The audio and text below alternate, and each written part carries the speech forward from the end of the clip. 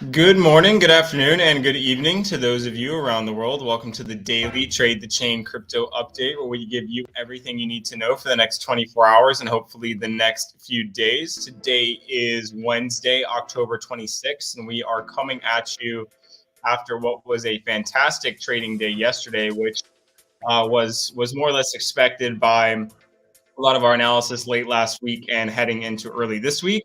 I will say the one thing that I did not expect was this added boost over into the evening, followed by another boost after the open. I did mention that typically the best times of the trading day are after the 5 p.m. close, which after the 5 p.m. close, we only rose higher for Bitcoin. And I did mention that we could see, another spike into the early morning, which we did. But it ended up coming off of those late evening Asia session highs, and then we had another boost this morning. Typically, we've been seeing a lot of selling around lunchtime, just before lunchtime US, which interestingly enough, and typically we'll end up consolidating. So last time, we're at right now, 12:30 Eastern.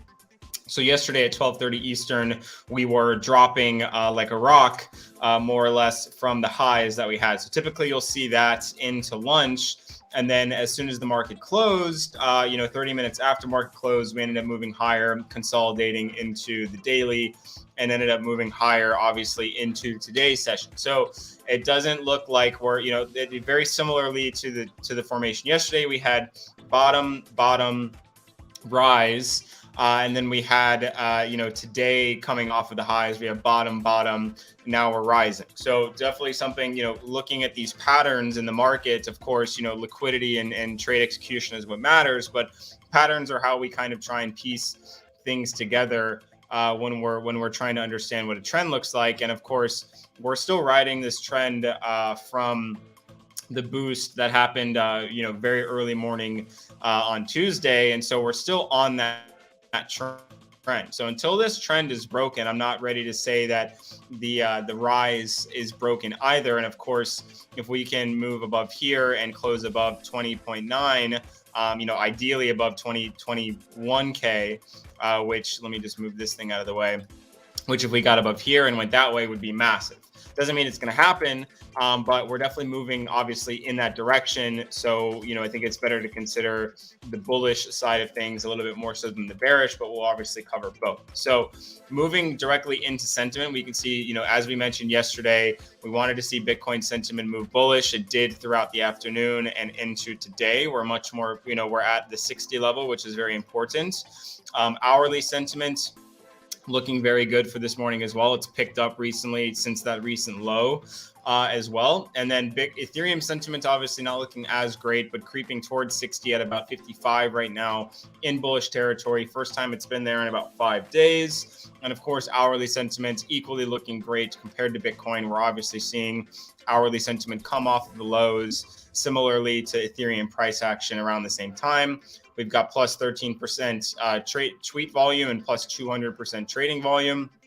Bitcoin, higher tweet volume and plus 100% trading volume as well. So Ethereum definitely looking like the better asset to trade, but of course we do follow both. So before we dig into crypto, let's check out equities. And I did alert the Trade the Chain community that we did have some bearish divergence this morning. On equities, that definitely contributed to the drop that we saw, right around 9 a.m. or I'm sorry, 12 p.m. Eastern. I have to remember that I'm on Pacific Coast and have to speak in time references relative to the rest of the U.S. But now we sort of have bullish divergence, which is very important to consider. And this will happen whenever you have bearish divergence. And this is kind of how channels end up getting formed.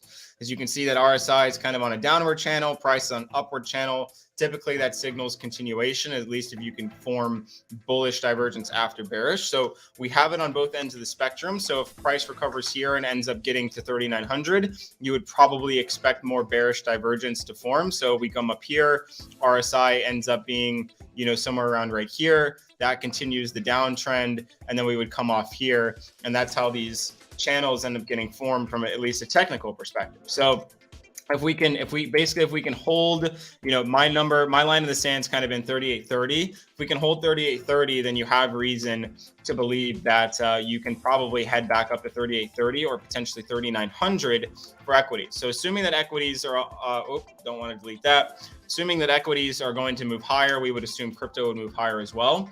And then, of course, if equities failed 38.30 and failed this POC at 38.20, so basically this little range is where we want to survive and end up moving higher.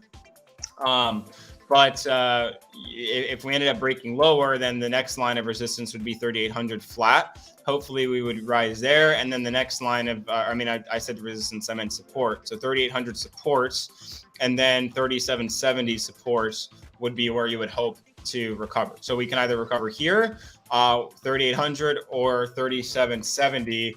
And those would be the areas you would look for a potential reversal, basically looking for longs in that area if you're trading ES or using it as a weather vane for crypto. So looking at Bitcoin, a lot of lines in the chart, but it's because we had to draw out all those levels yesterday. And of course, I'm going to leave them because they may end up playing into future price action if we end up coming off these highs. I assume it's probably when. I don't think this rally is going to be sustained terribly long, but don't want to think about that now. We're thinking about bullish pastures. We're thinking about good things. So one of the lines that I had drawn was right around 21K. It's like 20.9. This coincides with I'll actually zoom out just so you can get some context. This coincides with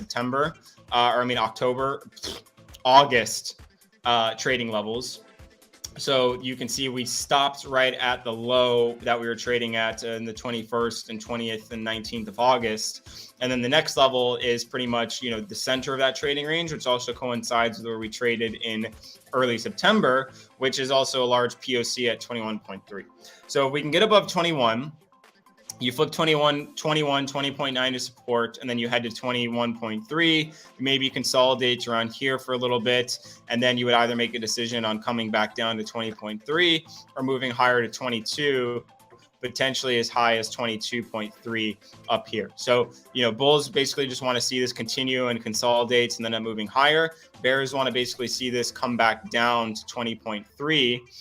Which would be the next support level to then move higher. So if the S&P ends up moving lower, you can see Bitcoin at 20.3 for a potential break up, or 19.9 or 20, let's call it 20K would be where you would expect another catch to then end up moving higher. So, I have a feeling that Bitcoin is still going to move in the direction that equities move, in obviously a more extreme fashion, as it has been doing. It has a high beta compared to equities, and we've been talking about that for a while. I don't think that Bitcoin and crypto are going to buck equities, but they are, moving a lot more extreme in comparison to equities, which create, we call that volatility, and it's a great opportunity for trading. And this does look like a strong formation, looks like a, pretty strong bull flag forming right here to me. And obviously it's still on trend. We are still definitely oversold, but stock RSI is reset, which could signal potential continuation higher. So we want to survive 20.7, move above 20.9, 20.1, and then attack 21.3 to potentially continue attacking 22. And if we break 20.7, then we're probably back at 20.3. And if we lose 20.3, we're probably back at 20K. So those are your levels for Bitcoin. And right now things do look bullish. Comparatively for Ethereum looks a lot more bullish than Bitcoin. The levels are a little bit more, they're easier to find if we zoom out to these POCs. So you'll see that, we tagged this POC at 1580, 1590. That dates all the way back to mid-September. And of course, we caught at the POC at 1540, which dates back to the lows of early September. So, we're basically, whenever you start to get in extreme fashion, of course, very few people predicted such a large rise in crypto prices in such a short term. Typically, they'll play the level by level a little bit easier. But obviously, this was our first level, 1480 to 1500, and we cracked through that relatively easily. So now, basically the biggest line in the sand, I would say, is probably about 1800 right now for Ethereum. But you also have to contend with levels like this, which coincide with both the high of a previous trading range and the low of a previous trading range. So if things end up getting crazy, I think, some levels like this where we, basically resistance levels previously should end up acting as resistance. So 1650, 1710, and 1800 flat should continue to act as resistance if 1590 can then act as support. So if we can flip above 1590, then we're at 1630, maybe consolidate here or rip up into 1700, and then obviously do the same thing. And at some point, it'll probably end up come crashing back down. We call it elevator, stairs up, elevator down. We kind of elevated up. I would probably expect an elevator down, but we're, again, potentially getting a bit too ahead of ourselves. So Ethereum trading at levels dating back to September, fantastic for us. And basically we want to continue to hold 1540 as support, but breaking above 1600, well, really 1590 would be, bullish continuation, flipping 1590 into supports and then moving higher. But we need to hold 1540 in case it drops lower to move higher. 1540 fails, maybe we catch at, I would say we would probably catch at the top of this range, which would be 1500 flat, and then move higher. And then if 1500 fails, then we have 1475 to continue moving higher as well. When you are trading this high and things are this oversold, it's tough to really bank on bullish continuation. But of course, if equities can find bullish continuation, I would assume crypto does as well. But, the volatility up here is going to continue to be frightening and scary. And although we do have potentially bullish indicators such as stock RSI, and now we also have bullish divergence on the ETH chart comparatively to Bitcoin, as you can see here, these line up, very inversely. So we have technical signs of continuation. We obviously just need to break above the levels that we mentioned to actually see that continuation. So as long as equities continue higher, and of course now we're starting to form a little Darth Vader wick around that 1338.30 level.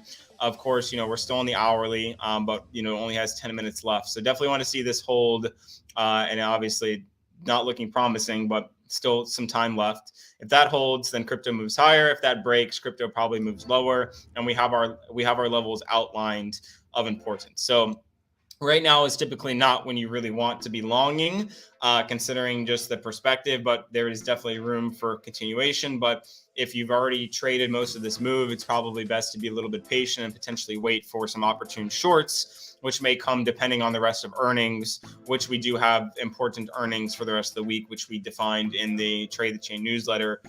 So if you want to see what the earnings are today, tomorrow, and the rest of the week, that's in the newsletter. So go ahead and check that out. That'll definitely dictate some moves. And of course, the market closes in about 10, the US market closes in about 10 minutes. We did see a boost yesterday into the 5 p.m.